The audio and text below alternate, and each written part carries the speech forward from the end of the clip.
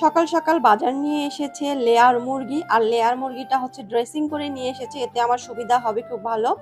আর এখানে হচ্ছে হাঁস নিয়েছে, তো শীতের যেহেতু আমেজ এসেছে, তো শীতের শুরুতে হচ্ছে হাঁস খাবো, তাই এখানে হাঁসটা দেখেন ড্রেসিং করে নিয়ে আসছে। আর এই হাঁসটা একদম কোনো পাখা নাই, একদম সফট পরিষ্কার, এটাতে আমার কোনো কষ্ট হয়নি, জাস্ট পুড়িয়ে হচ্ছে আমি কেটে নিয়েছি।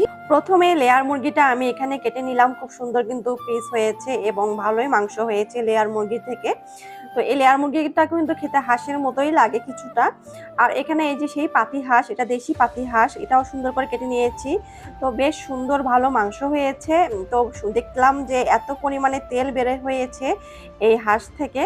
তো লেয়ার মুরগি হাঁস যখন পুড়ছিলাম এত পরিমাণে তেল বের হয়েছিল, আর এগুলো কিন্তু স্কিনটায় খেতে বেশি মজা লাগে।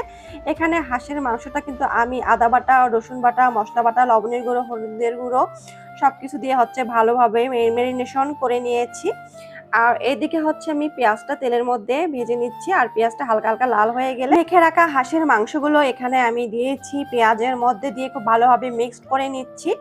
আর হাঁসটাকে যতক্ষণ মশলা দিয়ে ভালোভাবে হচ্ছে মাখাবেন আর যতক্ষণ রেস্টে রাখবেন, তত কিন্তু এই হাঁসের তরকারিটা খেতে ভীষণ ভালো হবে। তারপর হচ্ছে আমি একটু ঢেকে দিয়েছিলাম, এরপর একটু হাঁসটা ভালোভাবে কষিয়ে নিয়ে একদম গরম পানি দিয়ে একদম হালকা হিটে হচ্ছে আমি ধীরে ধীরে রান্না করছি, এবং মাংসটা খুব ভালোভাবে সিদ্ধ হয়েছে। তো ঝোলটা এ পর্যায়ে হচ্ছে আমি রেখে দেব। তো এই তো আমার হচ্ছে সাদা পোলাও করছিলাম, হাঁসের সঙ্গে কিন্তু সাদা পোলাও খেতে আমার ভীষণ ভালো লাগে। তো হাঁস দিয়ে পোলাও আমাদের বাসার সবারই পছন্দ।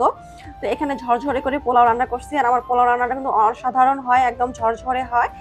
আর এদিকে তো এই যে হাঁসের তরকারিটা আস্ত রসুনও দিয়েছি, কারণ আমার হাজবেন্ড রসুন খেতে পছন্দ করে, এই জন্য এখানে রসুন দিয়েছি।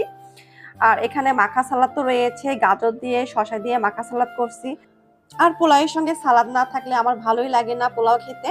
আর এখানে হচ্ছে আমি যে প্লেটে খুব সুন্দর করে সাজিয়ে নিয়েছি লেগ পিস দিয়ে হাঁসের, এটা হচ্ছে আমি আমার ছেলেকে দিব তাই।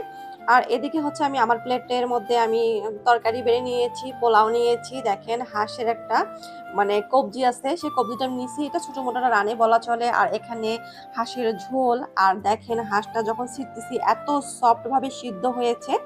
তো আমি কিন্তু এরকম মৃদু আছে জাল দিয়ে দিয়ে রান্না করি, এতে হচ্ছে হাঁসটা খুব সুন্দরভাবে সফটলিভাবে সিদ্ধ হয়ে যায়।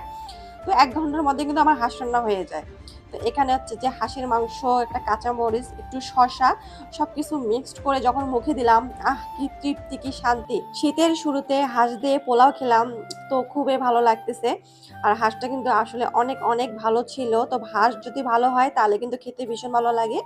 আর এদিকে আমার কিন্তু হাঁস দিয়ে পোলাও খাওয়া শেষ, আর খাওয়া শেষে আমার হাত দিয়ে চিবাতে ভীষণ ভীষণ ভালো লাগে।